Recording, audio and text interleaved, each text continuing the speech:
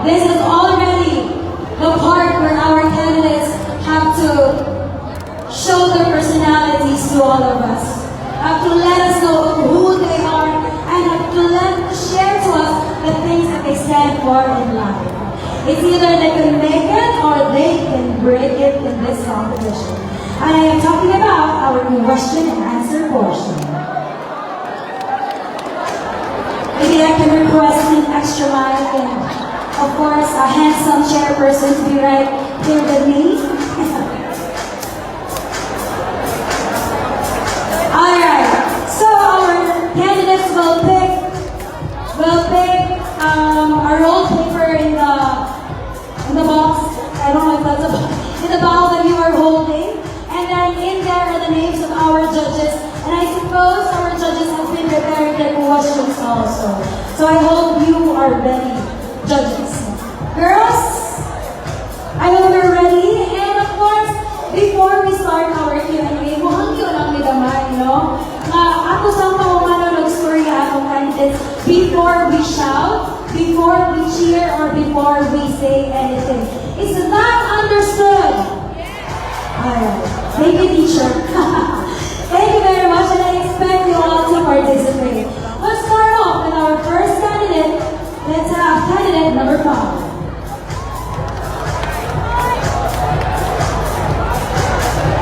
Alright, do you still have time for a small chica or we're on a fast track already? Small chica? Okay, sige. Right on time pa daw siya. So, how are you, candidate number 5? I'm hungry. This is definitely part of the show, Langga, and you have to really aguanta that because you've bagged more than how many awards already? Yeah. Yeah. So, deserve na ko natin mo. Pipilit man mo mga ka. And now let's pick a judge.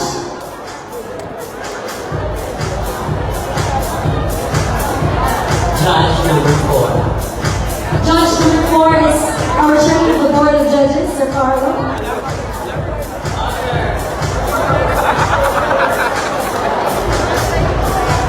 Sorry, I was instructed by the committee to have you 1, 2, 3, 4, 5, 6, 7. So I believe that's Sir Carlo. Right. Is there another microphone we can lend our judge to? Oh, wala pa. For the meantime, let's just ask our candidate number 5. What do you want to eat after the competition? Alberto. Wala ko may abi Alberto ko.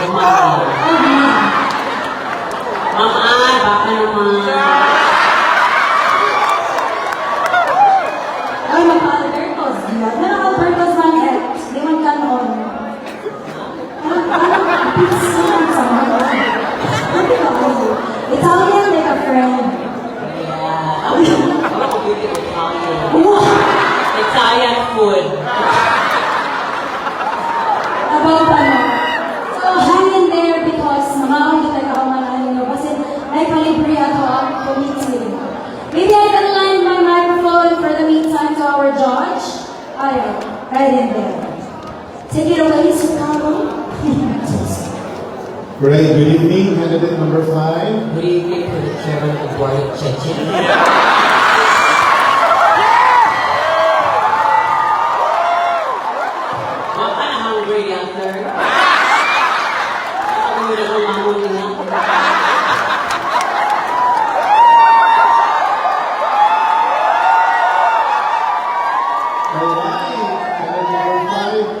You look so virgin tonight.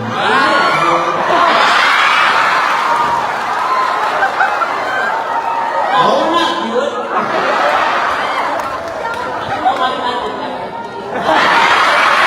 Alright, maybe we can get back to the real question part. Alright, so I prepared 2 questions. Please pick a number 1 or 2. Ikaw na pabot sir. Okay, I'll pick number 2. Okay, so you just have to choose one word from the 2 words that I'm going to give you. Here it is. Spit or swallow.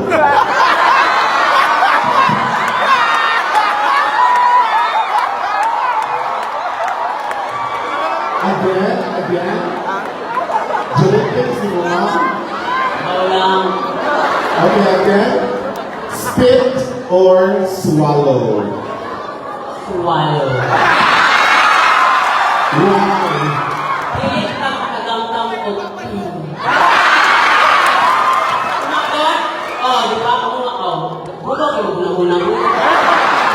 Di ba ka may karne mo kaot o ka ng malamihan na sudan? Pero dito, sarap.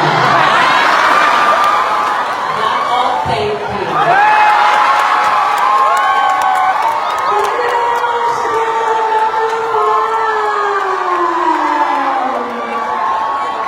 Marami maligit. Nakuha isa ko sa mga tayo sir. Oo, may expect. But anyways, to all our children right in here, gusto all of you tayo mga busog tayo. No green things in our mind right in there. We move on to our next candidate. Candidate number 2. Our face of the night. Hi, candidate number 2. Hello. How does it feel to be a part of the top 7? I didn't expect. I just enjoyed the show and I was so inspired because there's She's nice. Yung sa mga na-inspired.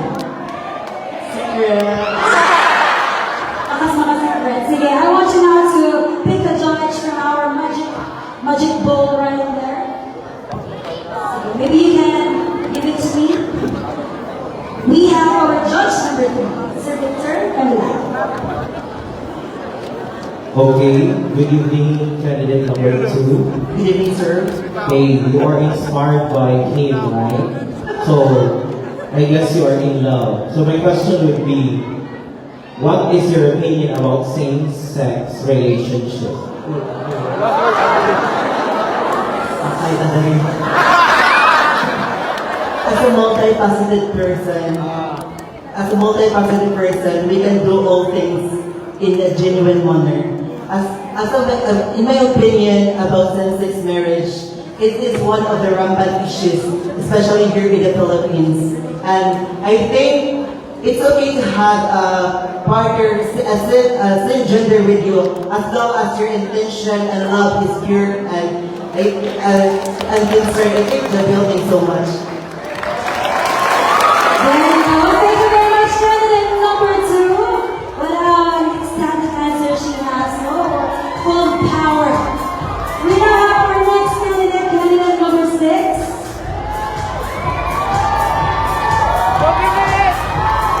Good evening, candidate number 6. How are you? How much is the diamond in your forehead? $500,000. Wow. I wish I could borrow that after the show. No, you can't just come. Now let's pick a judge.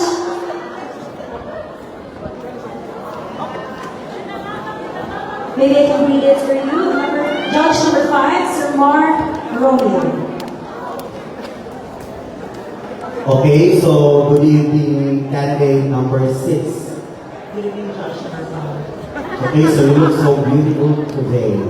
Thank you. And So this is my question. What does beauty means to you? Again, what does beauty mean to you? well, for me, beauty is not about the physical aspect. It's about how you treat people, how you connect with people, and I think that's beauty for me. Thank you so much.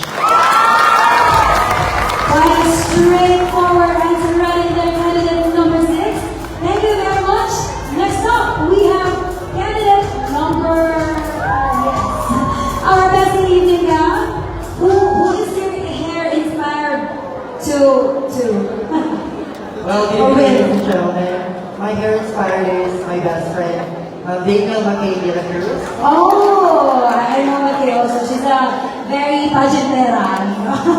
Alright, I want you to pick your judge right now.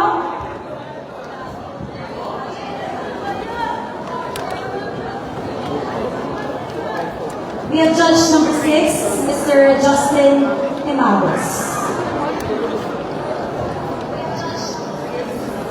Good evening, candidate number 8. Good evening, Judge number 6. So here's your question. What is your message to young people who are struggling to stay true to themselves in the face of challenges and determination? Again, what is your message to young people who are struggling to stay true to themselves in the face of challenges and determination? Well, maayong nabili sa tanan. Well, ang akong message sa mga kapatid karon, ayaw ka mo sa tinatawag nga pag say suko or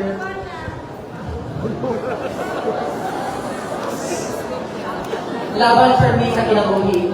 Kaya Ginoo ka na ka na to. Maraming salamat.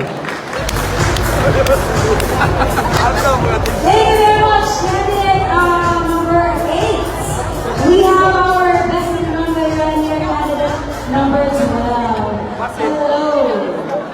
Hello. Kamusta? I'm okay. I'm alright. Isa na ginaanan mo earrings, ako lagi kayo. Never gotta. Alright, I hope you're enjoying candidate number 12. Now I want you to pick a judge.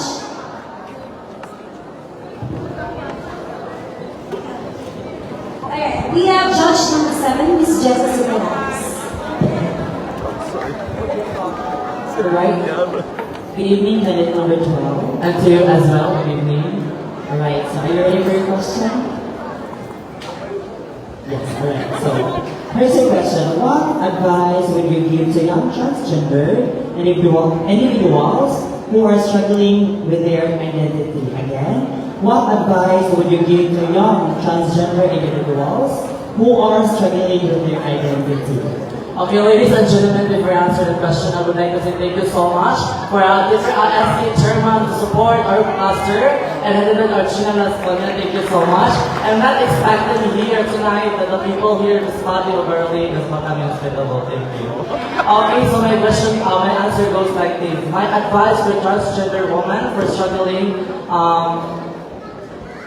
gender crisis, and I believe I will use it in the Bisaya. So, ako din tambag sa mga transgender women is show your true colors and also boost your confidence. And I'm here tonight to speak my voice and to influence other transgender women. Thank you. Thank you very much, candidate number 12. Proud to be mong SK chairperson in Lolo. And of course, thank you as well for supporting candidate number 12. Down to our 2 candidates, we have here the ever beautiful Ariel. I have a bias because I like your hair. How are you, candidate number 4? I kind of feel like I'm extra ecstatic and thrilled tonight. With all the supporters that you have right in here, what can you say to them? I am beyond thankful for you all for coming here because honestly, I was not expecting this. Because I've been working my pasarela for like almost a week now. It's just a week and luckily I slayed it off. Alright, girl, you slayed it off. But do not go crying yet because you still have questions to answer. Question there to answer. So now pick a judge. I'd like to open this paper for you. And then we have judge number 2, Miss Mary Ann Alvarez.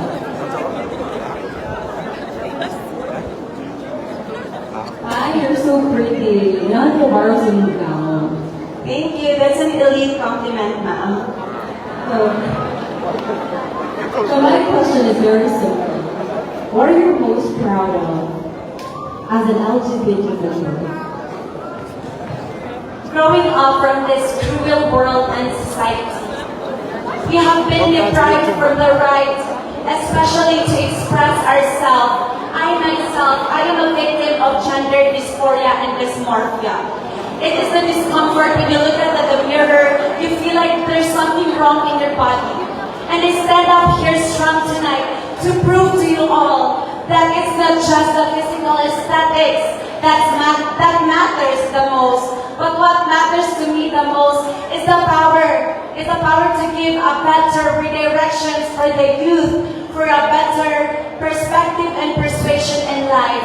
Thank you. And the crowd goes wild. Thank you very much.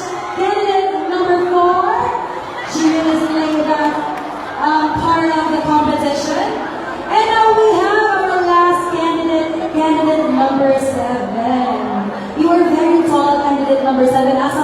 what? To my father.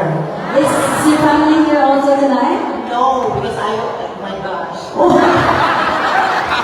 Wala ko sila, pare. Ako na sila naman out through online. grabe na sa high-tech, no? Ang connection na natin sa online. True. I guess you're also ready. I think we have one more judge who didn't ask the question. So you have our judge number 1, Mr. Christian Lausa. Sabio. Sorry.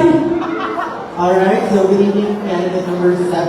Hello, good evening, sir. Oh, hello. Alright, so your question would be, can you tell us about the time when you faced failure? How did you handle it and what did you learn from it? For me, to tell you honestly, I faced that failure with no fear. Why? Because in life, we need to be positive all the time in order to create a positive impact to ourselves, not just for ourselves, in order to create a positive impact and positive difference to individual. To tell you honestly, I am standing here because a lot of LGBTQ plus community here in our town believe in me and look up to me because they recognize my ability to inspire and transform others. So I believe that to those people who have fear in life or discrimination is not define you. What define you is your good quality that you can share to the world in order to create a flourishment here to our town and to the rest of the universe. Thank you.